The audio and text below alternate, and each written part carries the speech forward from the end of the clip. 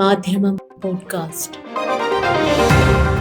മാധ്യമം editorial 2026 June 9 ചൊവ്വ. മന്ത്രിമാർക്ക് മതസമുദായ നേതാക്കളെ പരിഗണിക്കേണ്ടി വരും. എന്നാൽ പരവിദ്വേഷത്തിന്റെ വിഷനാക്കുകൾക്കെതിരായ വികാരത്തിൽ നിന്ന് വോട്ട് നേടിയാണ് ജയിച്ചു വന്നത് എന്ന് ആശീർവാദത്തിന് തലനീട്ടും മുമ്പ് ഓർമ്മകളുണ്ടായിരിക്കണം എന്ന് ഓർമ്മിപ്പിക്കുകയാണ് ഇന്നത്തെ എഡിറ്റോറിയൽ. പകർത്താനല്ല, തിരുത്താനാവണം യു.ഡി.എഫ് ഭരണത്തിന്റെ ആദ്യ നാളുകളിൽ തന്നെ വിവാദങ്ങൾക്കിടയാക്കിയ ബന്ധുനിയമന ആരോപണത്തിൽ നിന്ന് ബന്ധപ്പെട്ട കക്ഷി രാജിവെച്ചൊഴിഞ്ഞത് തൽക്കാലം പാർട്ടിയുടെയും സർക്കാരിന്റെയും മുഖം രക്ഷിച്ചു എന്ന് പറയാം. സംസ്ഥാന കോൺഗ്രസ് അധ്യക്ഷനും വൈദ്യുതി മന്ത്രിയുമായ സണ്ണി ജോസഫ് അഡീഷണൽ പ്രൈവറ്റ് സെക്രട്ടറിയായി സഹോദരി ഭർത്താവ് ബെന്നി തോമസിനെ നിയമിച്ചതാണ് പാർട്ടിയെയും ഭരണമുന്നണിയെയും ഒരുപോലെ വിഷമവൃത്തത്തിലാക്കിയത്. അളിയന്റെ രാഷ്ട്രീയ ഭരണപരിചയമൊക്കെ പറഞ്ഞ് നിയമനത്തെ ന്യായീകരിക്കാൻ മന്ത്രി സണ്ണിയും ചില കോൺഗ്രസ് നേതാക്കളുമൊക്കെ ശ്രമിച്ചെങ്കിലും ഒടുവിൽ കൈയൊഴിയുകയല്ലാതെ മറ്റൊരു വഴിയില്ലാതായി തീരുകയായിരുന്നു മന്ത്രിക്കും പാർട്ടിക്കും. പേഴ്സണൽ സ്റ്റാഫിലെ ആദ്യ 13 പേരുകാരുടെ പട്ടികയിൽ ഒന്നാമതായി ബെന്നി ഇടം പിടിച്ചത് മന്ത്രി സണ്ണി പറയുന്നത്ര നിഷ്കളങ്കമായല്ല എന്ന് വിവാദത്തിന് പുറകെ കുടുംബാംഗങ്ങളെ ഓരോരുത്തരെയായി സഹകരണ മേഖലയിലും മറ്റും പുനരധിവസിപ്പിച്ച മന്ത്രിയുടെ ആശ്രിത വാത്സല്യത്തിന്റെ തെളിവുകൾ പുറത്തുവന്നതിൽ നിന്ന് വ്യക്തമായി. അതോടെ മന്ത്രിമാരുടെ ബന്ധു നിയമനത്തിനെതിരെ മുൻ സർക്കാരിനെതിരെ പടനയിച്ച ഇന്നത്തെ മുഖ്യമന്ത്രി അടക്കമുള്ള കോൺഗ്രസ് യു.ഡി.എഫ് നേതാക്കൾക്ക് ബെന്നിയുടെ രാജി വാങ്ങി മാനം കാക്കുകയല്ലാതെ മറ്റു വഴിയുണ്ടായില്ല. ബന്ധു നിയമനവും കേഡറുകളുടെ പുനരധിവാസവുമായി കുടുംബവാഴ്ചയുടെയും പാർട്ടി സെൽ ഭരണത്തിന്റെയും ദുഷിപ്പിലേക്ക് നീങ്ങിയതാണ് മാർക്സിസ്റ്റ് പാർട്ടിയെയും അവരുടെ നേതൃത്വത്തിലുള്ള എൽ.ഡി.എഫ് ഭരണത്തെയും ജനം എടുത്തു പുറത്തെറിയാനുള്ള കാരണമെന്ന് അറിയാത്തവരാവില്ല യു.ഡി.എഫ് നേതൃത്വവും അതിനെ നയിക്കുന്ന പാർട്ടിയുടെ അധ്യക്ഷനും. കണ്ണൂരിൽ CPM സ്ഥാനാർത്ഥിത്വത്തിൽ ബന്ധു യോഗ്യത മാത്രം ദീക്ഷിച്ചതാണ് ഇടതുമുന്നണിയുടെ ചരിത്ര പരാജയത്തിന് കാരണമെന്നും ശക്തമായ ഭരണവിരുദ്ധ അടിയൊഴുക്കിന് കാരണം ഭരണത്തെ തങ്ങൾക്കാക്കി വിടക്കാക്കിയ CPM നയപരിപാടികളാണ് എന്നും അതിൽ നിന്നും ജയം മുതൽക്കൂട്ടിയ യു.ഡി.എഫിനാണല്ലോ നന്നായി അറിയുക. എൽ.ഡി.എഫിന്റെ സ്റ്റാലിനിസ്റ്റ് മോഡൽ വാഴ്ചയ്ക്കെതിരായ കൃത്യവും കണിശവുമായ നിലപാടുകളിലൂടെയാണ് യു.ഡി.എഫ് മികച്ച മാൻഡേറ്റ് നേടിയത്. എന്നാൽ നീണ്ട 10 ആണ്ടുകാലം അധികാരത്തിന് പുറത്തിരുന്ന ശേഷം അത് കയ്യിൽ കിട്ടിയ പരവേശത്തിൽ ഈ ജനഹിതത്തിന് നേരെ കൊഞ്ഞനം കുത്തുന്ന രീതിയാണ് യു.ഡി.എഫിലെ ചില മന്ത്രിമാരിൽ നിന്നെങ്കിലും ഉണ്ടായത് എന്നത് കാണാതിരിക്കാനാവില്ല.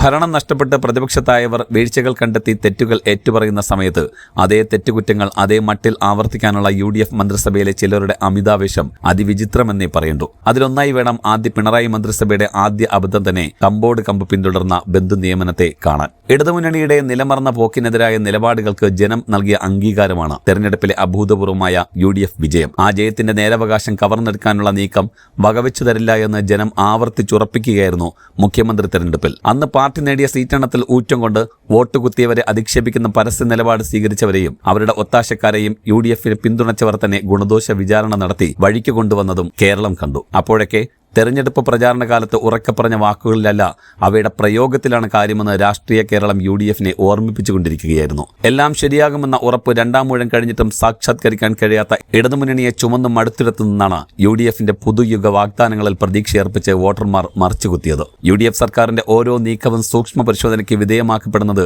അതുകൊണ്ട് തന്നെയാണ്. അവരുടെ പ്രതീക്ഷകൾ പുലർത്തുക എന്ന ഉത്തരവാദിത്തം ഏറ്റെടുത്തു കഴിഞ്ഞിരിക്കെ വെച്ചകാൽ പുറകോട്ട് വലിക്കാൻ യു.ഡി.എഫ് സർക്കാരിനാവില്ല. അതിന് ജനം അനുവദിക്കില്ല എന്നതിന്റെ വ്യക്തമായ സന്ദേശമാണ് പുതുമന്ത്രിമാരായ സണ്ണി ജോസഫിന്റെയും ബിന്ദു കൃഷ്ണയുടെയും നിരുത്തരവാദ നിലപാടുകൾക്കെതിരെ വന്ന വമ്പിച്ച പ്രതികരണം. സ്വന്തം പേഴ്സണൽ സ്റ്റാഫിന്റെ നിയമനത്തിൽ മന്ത്രിക്ക് അധികാരങ്ങളുണ്ട് എന്ന് കരുതി തന്നിഷ്ടം കാണിക്കാനാവില്ല.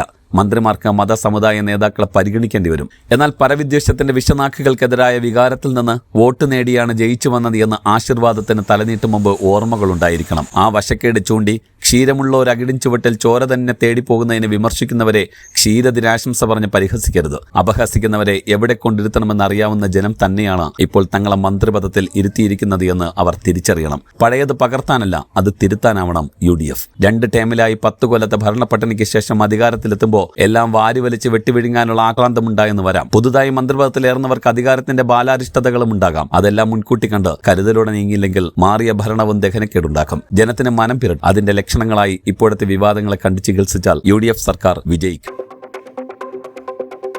മാധ്യമം പോഡ്കാസ്റ്റ്.